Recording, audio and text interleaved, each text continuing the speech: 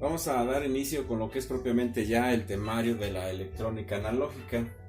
Dentro de todos los conceptos que debemos de trabajar, pues iniciamos con esto que les encargué que hicieran de tarea. Les pedí que hicieran una investigación donde incluyeran la definición de material semiconductor. Para abordar esa definición de material semiconductor tendríamos que recordar o repasar ahí dos definiciones anteriores. Una es la definición de lo que es un conductor y otra es de la que es un no conductor o un aislante. Estas definiciones son muy sencillas, son muy concretas y están en función de, el flujo de la corriente. Igual, si regresamos ahí a los conceptos anteriores de otras materias, pues tendríamos que preguntar o revisar qué es la corriente eléctrica, cómo se define y demás. Pero bueno, conjuntando todo esto, como les comentaba, vamos a repasar, vamos a recordar lo que es un conductor. Así de sencillo, decimos que un material conductor es aquel que va a permitir el flujo de corriente. Y bueno, ya sabemos que el flujo de corriente es un flujo de electrones o es un movimiento de electrones. El material no conductor o el material aislante es todo lo contrario, ¿sí? El conductor sabemos que es el que permite el flujo de corriente. El no conductor, bueno, pues es el que no permite el flujo de corriente, o es el que impide que haya un camino, es el que impide que haya un recorrido de los electrones en alguna parte de un circuito. Entonces ya está. Conductor permite el flujo, no conductor no permite el flujo, así de sencillo. Tenemos de manera intermedia este concepto que les encargué, que son los semiconductores.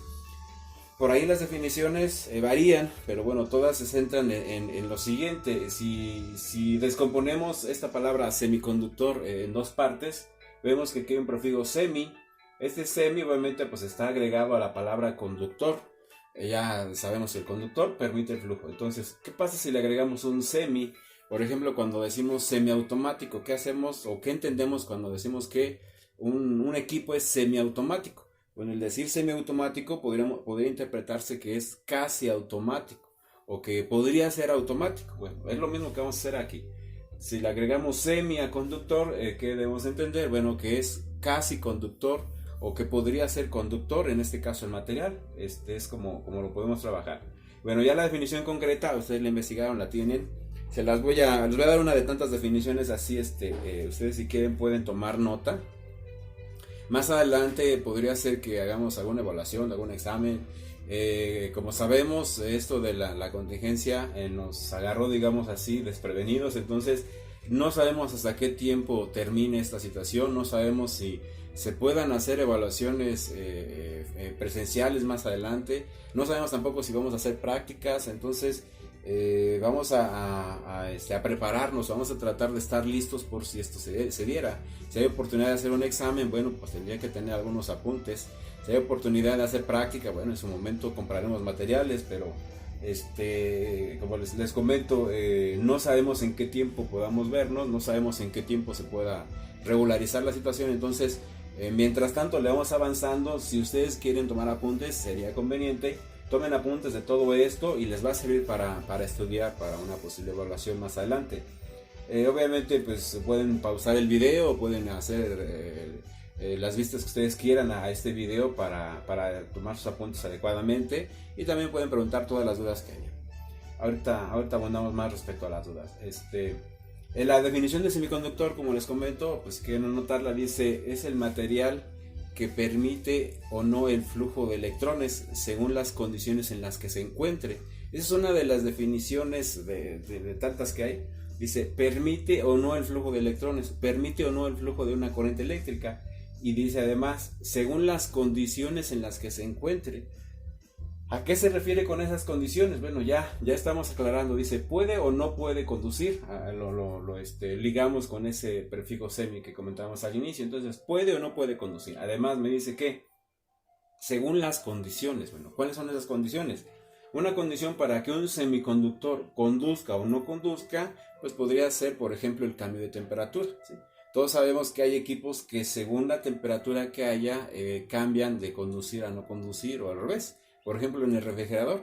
Todos sabemos que el refrigerador no está prendido constantemente. En algún momento prende, en algún momento se apaga. ¿Quién decide eso? Bueno, pues hay un dispositivo, hay un sensor, hay un material semiconductor, como lo estamos mencionando aquí, que nos sirve para eso, nos sirve para determinar en qué momento debe de prender. Obviamente en el momento que hay una temperatura, digamos, de algún valor, no sé, determinado, hay una temperatura que mantenga pues, los alimentos fríos, por así decirlo, en ese momento este semiconductor se convierte en un ¿qué? En un aislante, en un conductor. Está abierto un circuito y no prende el refrigerador. ¿Qué pasa en el momento que la temperatura que hay dentro del refrigerador sube? En el momento de que pasa de un nivel bajo a un nivel ya más alto de temperatura, que ya se está calentando, digamos, en ese momento el semiconductor se convierte en un ¿qué? En un conductor. Ahora conduce, cierra un circuito y permite que se prenda todo el sistema de un refrigerador. Pasa lo mismo en los carros. Sabemos que hay un ventilador eléctrico y no siempre está prendido el ventilador eléctrico en los carros. ¿De qué depende que prenda o no prenda ese ventilador eléctrico? Bueno, depende de la temperatura. Igual, si hay una temperatura baja, bueno, se comporta como un circuito abierto, no está prendido el ventilador. Cuando sube la temperatura a cierto valor, ¿qué va a pasar con este circuito o con este semiconductor? Se vuelve conductor, cierra un circuito y hace que se alimente el motor del ventilador para enfriar el carro. Entonces, hay diversas aplicaciones. Entonces, la definición dice, según las condiciones en las que se encuentre, dice, puede conducir o no según las condiciones en las que se encuentre. Bueno, una condición que va a determinar si un semiconductor se vuelve conductor o no, va a ser, por ejemplo, eso, la temperatura. Con la temperatura podemos definirlo. No es la única situación, dice, según las condiciones hay más. ¿Qué más condiciones? Bueno, tenemos el ejemplo ahí del alumbrado público. Igual sabemos que en los postes hay lámparas y no hay una persona que esté prendiendo o apagando las lámparas en la noche o en el día. Esto se hace de manera automática gracias a que hay un semiconductor. El semiconductor, pues igual, en el día se detecta la luz y se convierte o se comporta como un circuito ¿qué? Un circuito abierto o un no conductor, no conduce. En el momento que se hace de noche, bueno, ese sensor o ese dispositivo semiconductor detecta que ya no hay luz, entonces en ese momento se convierte en un circuito cerrado o en un conductor, cierra un circuito y se prende la lámpara, muy parecido al caso de la temperatura. Entonces, ¿cuáles son las condiciones? Dice, pues podría ser que cambie, que conduzca o deje de conducir según la temperatura que haya, según la luz, ausencia o presencia de luz, por ejemplo, en el caso de las lámparas o del alumbrado público. Y hay más condiciones bajo las que podría cambiar esto. Cambio de presión, polaridad. No sé si ahí recuerdan un poquito de las definiciones que ya hicieron. Les pedí que trajeran que hicieran la definición de diodo. El diodo, bueno, ¿va a conducir o no va a conducir? Según la polaridad. Y bueno, hay diversas situaciones que podría hacer que estos materiales conduzcan o dejen de conducir. Y bueno, en función de esas condiciones, pues vamos a explotar o vamos a aprovechar esas situaciones que nos permiten estos materiales, pues para diversas aplicaciones dentro de la electrónica. Es importante aclarar que la electrónica, cualquier parte de la electrónica, ya sea analógica o sea digital, todo inicia aquí, todo inicia con los semiconductores. A partir de aquí se van haciendo cosas, o se van haciendo dispositivos cada vez más grandes, hasta cumplir cualquier situación o cualquier aplicación dentro de la electrónica, como les digo, de las dos vertientes, ya sea analógica, que es lo que trabajaremos en este cuatrimestre, o de la electrónica digital, que será el cuatrimestre siguiente. Entonces ya está, de alguna manera la definición de semiconductor, conduce o no según las condiciones. ¿Qué condiciones? Son varias. Y bueno, después les pedí que hicieran en su tarea cuáles son los semiconductores más utilizados. Bueno, ya seguramente los encontraron. Sabemos que es el silicio y el germanio. Ahí está, los podemos encontrar a estos dos elementos en la tabla periódica. Y bueno, vemos que hay ciertas características del silicio, ciertas características del germanio, y ya los tenemos ahí.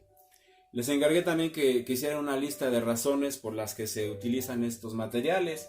Una de las razones, algunas de las razones para utilizar silicio y germanio en la electrónica, pues va ligado con la definición de semiconductor. ¿Sí? Decíamos que conduce o no según las condiciones. Bueno, ¿qué condiciones? Pues temperatura, por ejemplo. Entonces, si me preguntan, ¿por qué uso el silicio o el germanio? Bueno, una razón por la que yo uso el silicio y el germanio me dice que son sensibles ¿a qué? O sea, a los cambios de temperatura, y es por eso que lo podemos usar en lo que ya les comenté. Igual, se dice que el silicio y el germanio son sensibles a la luz o a los cambios de luz, pues de la misma manera, ¿sí? Se dice que los dos son, abundantes Si tienen el dato, si es que lo leyeron y hicieron su tarea como se debería de haber hecho, leyeron conscientemente la información, bueno, se dieron cuenta que de los dos materiales que tenemos aquí, silicio y germanio, el más abundante es el silicio, ¿sí? En la Tierra, digamos que hay mucho silicio. Digo, no lo vamos a encontrar así tan sencillo, ¿verdad? Pero bueno, de manera general, los que se dedican a trabajar con estos materiales, bueno, lo encuentran fácilmente o lo consiguen fácilmente. Hay más silicio que germanio en la Tierra, ¿sí? Es por eso que la mayoría de dispositivos semiconductores que vamos a trabajar, si es que pudiéramos hacer una práctica en el laboratorio, bueno, pues el material que ustedes van a comprar o los dispositivos que van a comprar van a ser de silicio, porque como les comento son los más, es más abundante el silicio que el germanio. De forma general, pues los dos son abundantes, los dos hay en la Tierra, es otra razón por las que se utiliza. ¿Qué otra razón nos lleva a usar silicio germanio? Me dice también que son de bajo costo, pues igual por obvias razones se usan porque digamos que son baratos.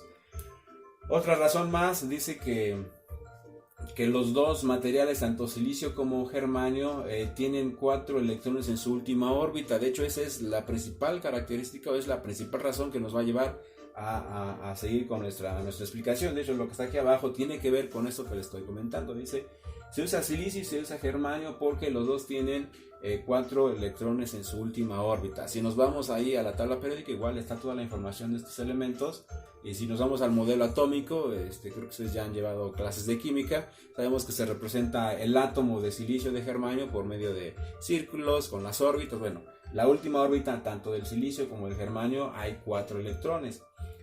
Otra razón más por las que se usan estos dos es, me dice que se pueden crear altos grados de pureza de manera sencilla. En un laboratorio, en algún lado donde se hace esto, quien se dedica a hacer este trabajo, de manera fácil, por así decirlo, de manera fácil puede lograr una alta pureza con el silicio y el germanio. También al revés, me dice, se pueden lograr buenos resultados o muchas aplicaciones se pueden lograr gracias a las impurezas que se le agregan. De alguna manera fácil, por así decirlo, de una manera fácil podemos llegar a que sean puros y de alguna manera fácil también le podemos agregar impurezas. Digo, todo esto es algo de lo que se menciona ahí en los textos de la física de semiconductores. Si ustedes revisan la bibliografía del temario que nos dan en la escuela, viene un libro pues muy bueno que es el de Robert Boyle, se llama Electrónica. Nos vamos ahí al primer capítulo de este libro y habla todo esto. Y el título, el capítulo se llama así precisamente Física de Semiconductores. Habla de todo lo que le estoy comentando, de las impurezas, de los materiales y de más razones. Habla de cristales, habla de dopado. Hay muchos conceptos que van incluidos aquí.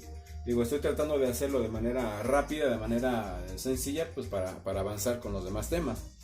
Entonces, si es que hicieron ya su tarea, obviamente más o menos encontraron lo que les comento. Además, si quieren reforzar lo que estoy hablando específicamente ahorita, estudien esa parte. Es el primer capítulo del libro de electrónica de Robert Boyle. Ahí viene mucha información. Entonces ya está.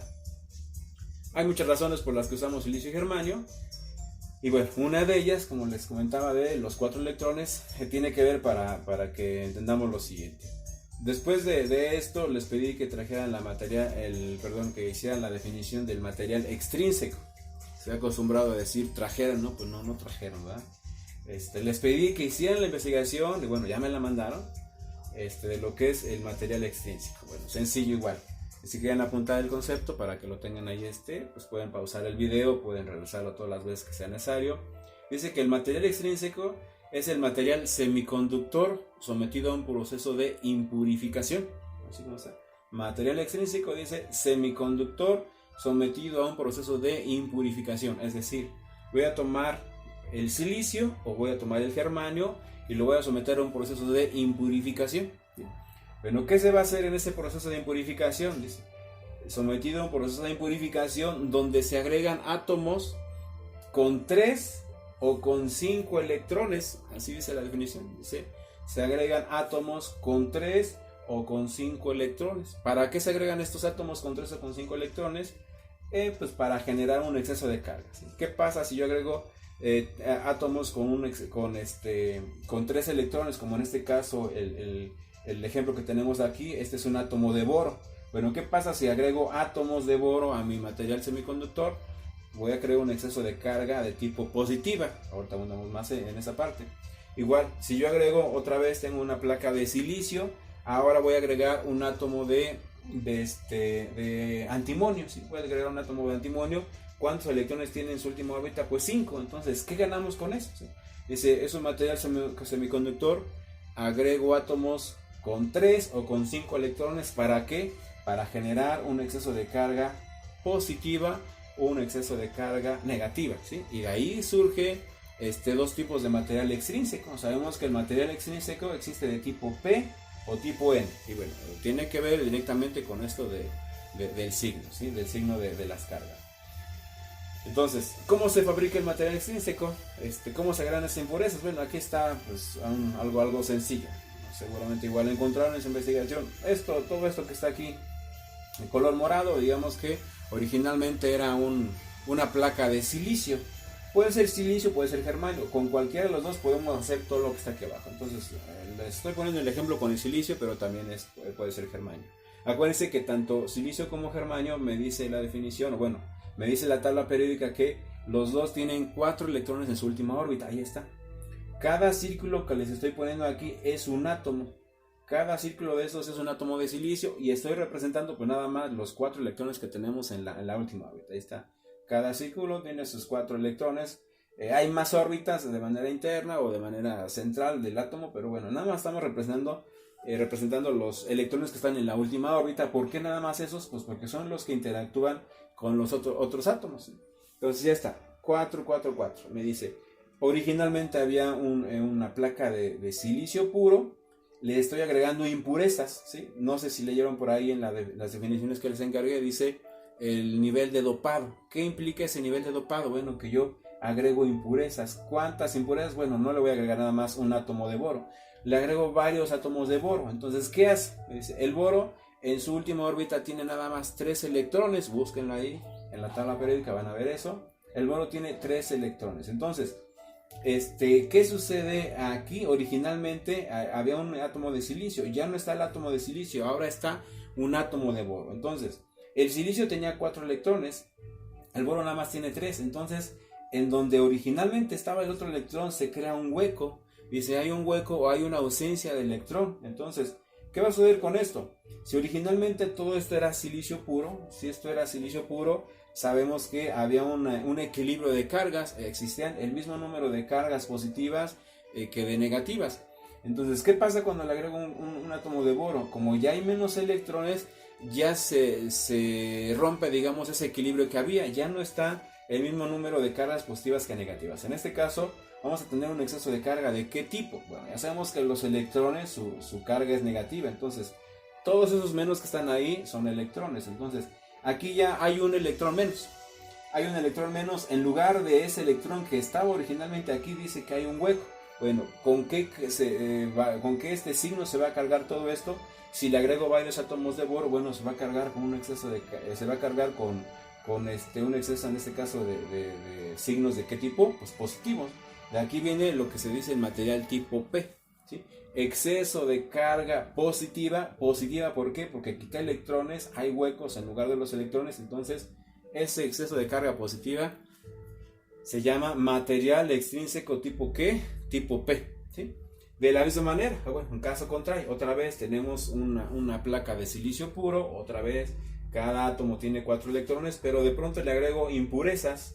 En este caso, pues nada más está aquí una impureza de qué material, de antimonio. Bueno, sabemos que el antimonio tiene ¿cuántos electrones en su última órbita?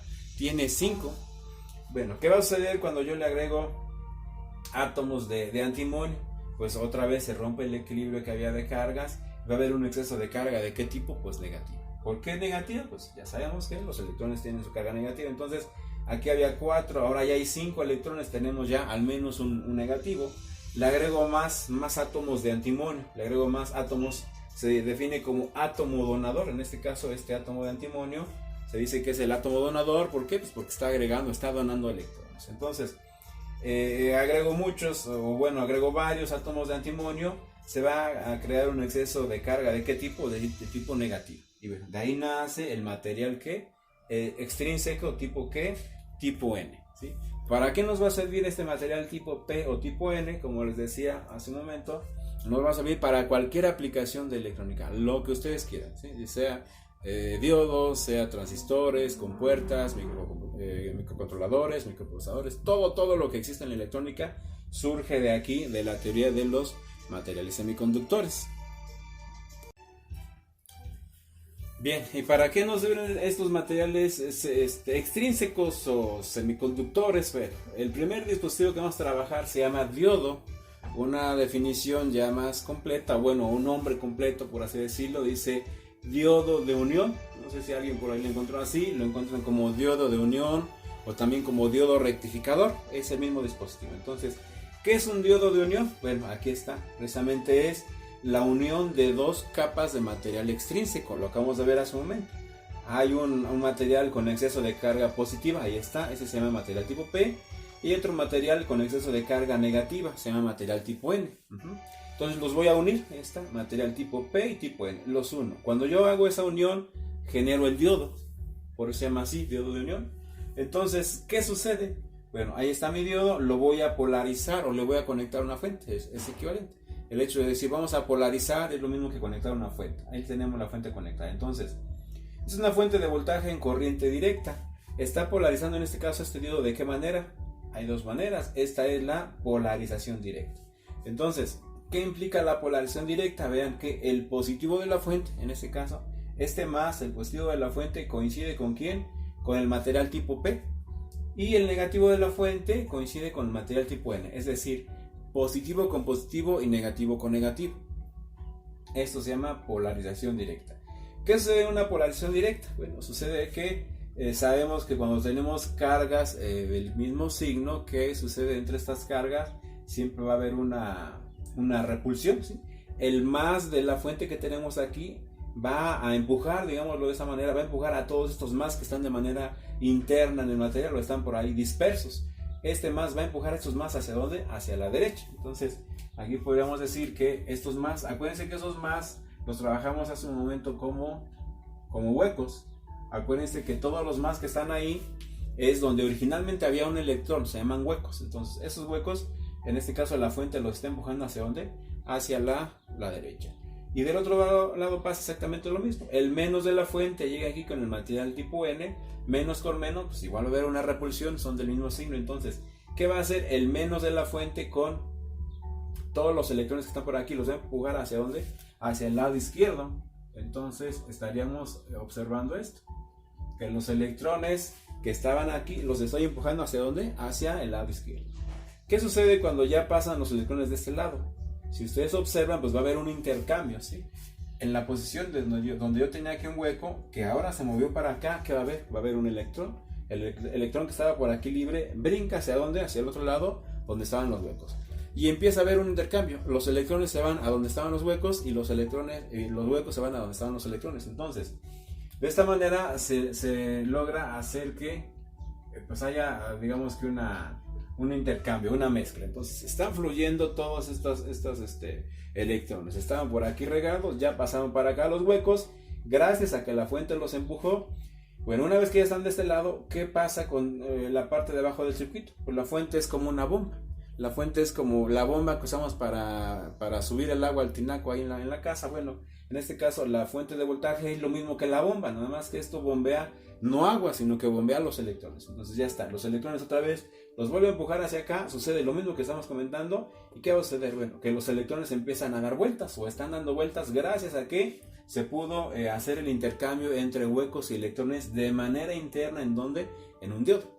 Para eso sirven esos materiales P y N que ya vimos anteriormente. Material tipo P, tipo N. Bueno, entonces estoy haciendo que los electrones giren en ese sentido. De manera ideal, se dice que cuando yo tengo una polarización directa, la resistencia interna del diodo, de manera ideal, recuerden que todo esto es ideal. Ya en la práctica hay ciertas diferencias, pero vamos a verlo primero de manera ideal. De manera ideal se dice que el diodo se convierte en una resistencia que es igual a ¿qué? A cero, ¿sí? Aquí adentro hay resistencia a cero. ¿En qué se convierte un diodo? Pues obviamente se va a convertir en un cable. Si vemos ahí las definiciones de conductores, me dice simplemente en ohms, si medimos la resistencia de un conductor o de un cable, es cero. Ahí está. En este caso, el diodo se convierte en un cable, me dice que su resistencia es 0. Entonces, si esto es un interruptor, si esto, el diodo de hecho se ve en algunos diagramas. En algunos diagramas se ve el diodo como un interruptor o como un switch. Bueno, ¿cómo está ese switch? Está cerrado. Está cerrado gracias a que logramos que el diodo condujera. Entonces, si está polarización indirecta, decimos que el diodo conduce. Se comporta como si fuera un cable. Ajá. Entonces, vamos a calcular o vamos a ver qué corriente va a haber aquí. La corriente, pues acuérdense que por ley de Ohm se calcula así. Corriente es igual a ¿qué? Voltaje entre resistencia.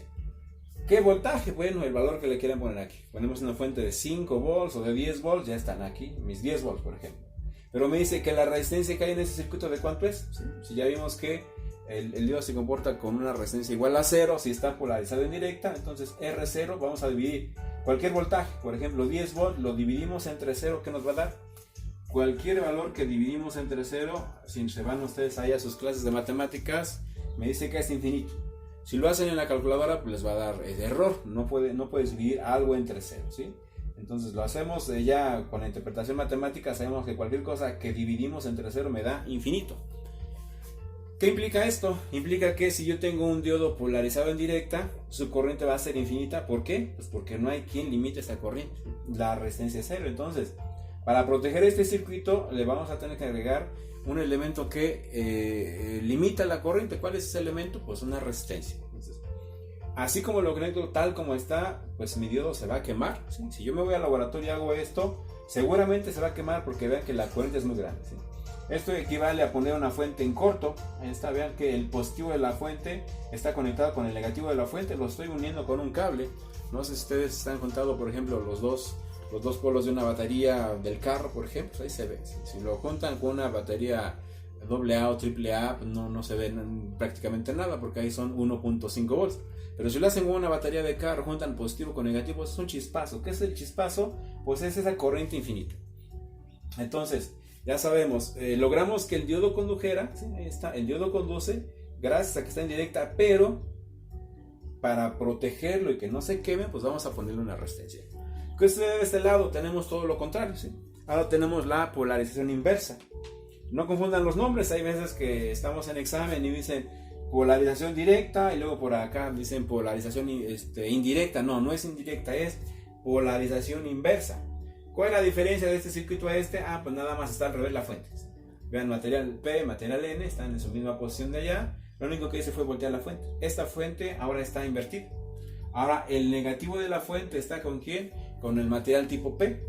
Y el positivo de la fuente está con el material tipo N. Entonces, ¿qué sucede aquí? Va a suceder todo lo contrario. Ahora tenemos que menos de la fuente con los huecos que están aquí, o el menos con los más que tenemos dentro, como son cargas de signo opuesto, se van a traer. Entonces, ese potencial negativo de la fuente menos que está aquí, ¿qué va a hacer con todos estos huecos? Los va a traer ¿hacia dónde? Los va a traer hacia el lado izquierdo. Todos esos huecos que estaban por ahí dispersos se los va a llevar hacia allá la fuente. Lo mismo de este lado. El más que está aquí de la fuente, ¿qué va a hacer con esos electrones? Pues igual, más con menos son de signo opuesto. Va a haber una atracción. Entonces, el más de la fuente va a traer estos electrones ¿hacia dónde? Hacia el lado derecho. De manera ideal, igual como lo comentamos por acá, de manera ideal aquí va a haber una resistencia igual a ¿qué? A infinito. Ahora es al contrario, vean que cuando el diodo estaba en directa, la resistencia era 0. Ahora que el diodo está en inversa, la resistencia de manera ideal es ¿cuánto? Es infinito. ¿Qué vamos a ver aquí? Pues obviamente, si la resistencia es infinita, hay una resistencia muy grande, es lo mismo que un aislante. Aquí el diodo se convirtió en un conductor, acá el diodo se convirtió en un aislante. Entonces, decimos que en este caso el diodo no conduce. Como el diodo no conduce y si yo lo represento como un interruptor, ¿cómo va a estar ese interruptor? O ese switch. Ahí está mi interruptor. Obviamente, pues, si estoy diciendo que no conduce, es como si el diodo fuera un interruptor abierto. Ahí está. Resistencia infinita. Otra vez, si yo quiero determinar la corriente, vuelvo a dividir por L de ohm. Corriente otra vez es voltaje entre resistencia. ¿Qué voltaje? Otra vez, por ejemplo, los 10 volts que tenía de este lado. Divido 10 volts entre ¿qué? 10 volts entre R, pero R es infinita. ¿Cuánto nos va a dar cualquier valor que yo divido entre infinito? ¿Sí? Si aquí cualquier valor que yo divido entre 0, aquí R era 0. Cualquier valor entre 0 me da infinito, entonces ahora estamos al revés. Cualquier valor entre infinito, ¿qué me va a dar? Pues me va a dar 0, ¿sí? Recuerden ahí o revisen ahí de matemáticas, sabemos que infinito y 0 son inversos. Entonces, resistencia infinita, perdón, resistencia, aquí tenemos resistencia 0, corriente infinita. O en el otro caso, resistencia infinita, ¿qué corriente es? Corriente 0. Esto es, digamos, el comportamiento interno de los diodos. Obviamente, pues nosotros no vamos a estar trabajando con esto, así tal como está, sino que vamos a trabajar ya realmente con lo que es el símbolo de un diodo. Entonces vamos a ver cómo sería el símbolo del diodo. Este es el símbolo del diodo, ¿sí? Los esquemas que les dibujé hace un momento, pues nada más era para saber qué hay dentro del diodo, para saber por qué trabaja o cómo trabaja, ¿sí? Ya sabemos que hay material tipo P, tipo N, ahí está. En este caso, del lado izquierdo hay un material tipo P, del lado derecho el material tipo N. Esta terminal aquí, donde está el material tipo P, si controlan las definiciones, tiene un nombre, se llama ánodo.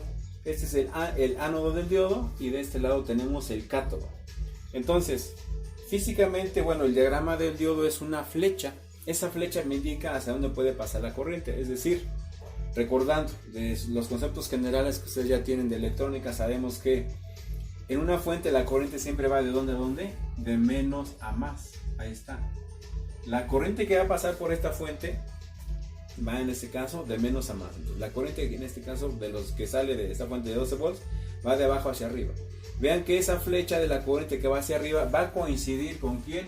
Obviamente en el momento que aquí da vuelta en el circuito que circula, la corriente va a dar vuelta en ese sentido. Entonces estamos cumpliendo, va de menos a más. Y vean que esa flecha coincide con quién, con esa flecha del símbolo.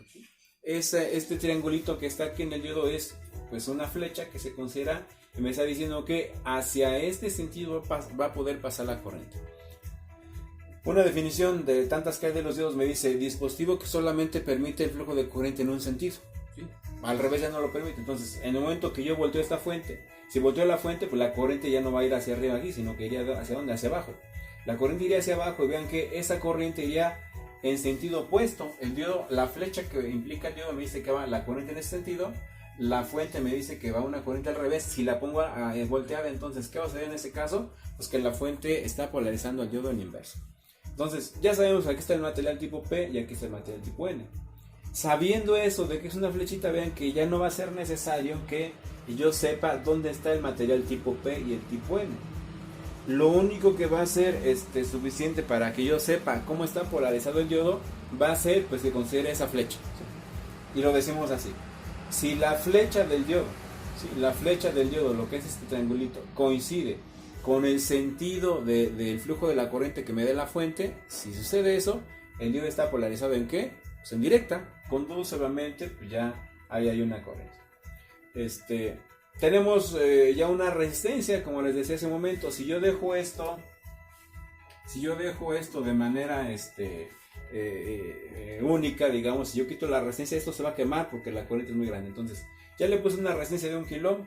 ¿Podemos calcular la corriente? Pues sí, tenemos la fuente de 12 volts. Vamos a dividir los 12 volts entre la resistencia, que es de ¿cuánto? De 1 kilo. Sabemos que está la ley de Ohm disponible. Bueno, la ley de Ohm siempre va a ser ¿qué? Corriente es igual a voltaje entre resistencia. El voltaje es 12 volts, la resistencia 1 kilo. Muy sencillo, hacemos la división. No va a haber una corriente infinita, gracias a que la resistencia pues ya está ahí protegiendo el circuito. Entonces en este caso la corriente de ¿cuánto sería? Dividimos 12 volts entre 1 kilo, me va a dar 12 miliamperes. Vamos a estar trabajando con los prefijos del sistema internacional. En este caso la K, pues ya sabemos que es por 10 a la 3, son 1000. En este caso 1 kilo ohm son 1000 ohms. O en este caso 12 miliamperes, la M minúscula, que significa por 10 a la menos 3. Entonces a 12 pues yo le tendría que recorrer el punto 3 posiciones, sería .012 amperes si lo quieren ver ya en amperes.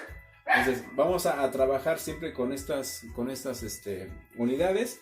Y bueno, aquí ya está pues un ejemplo, digamos, de un circuito con diodo en el que pues, ya la corriente no fue infinita, ya no se quemó. Y bueno, lo importante de esta última explicación es que yo sepa que obviamente es un diodo en el que hay un material tipo P, tipo N, pero lo que nos va a servir para hacer cualquier ejercicio, pues lo que nos va a servir es recordar esta flechita hacia dónde va, ¿sí?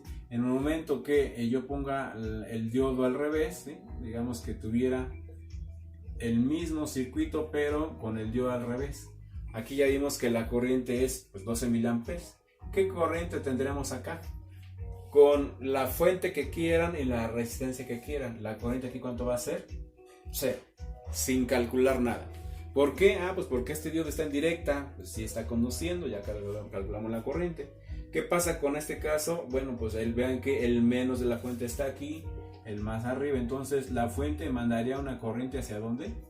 La fuente mandaría una corriente hacia arriba, pero el diodo ¿qué me dice? Que la corriente solamente puede pasar de derecha a izquierda, se está contradiciendo. Entonces la fuente manda una corriente así y el diodo solamente puede pasar o puede dejar pasar la corriente en sentido contrario. Entonces, ¿qué concluimos? Bueno, este diodo está polarizado en inversa, por lo tanto su corriente ¿cuánto es? Pues es 0, ¿sí? De esta manera es como vamos a trabajar con los diodos, y tendremos diferentes aplicaciones para muchos temas de la electrónica.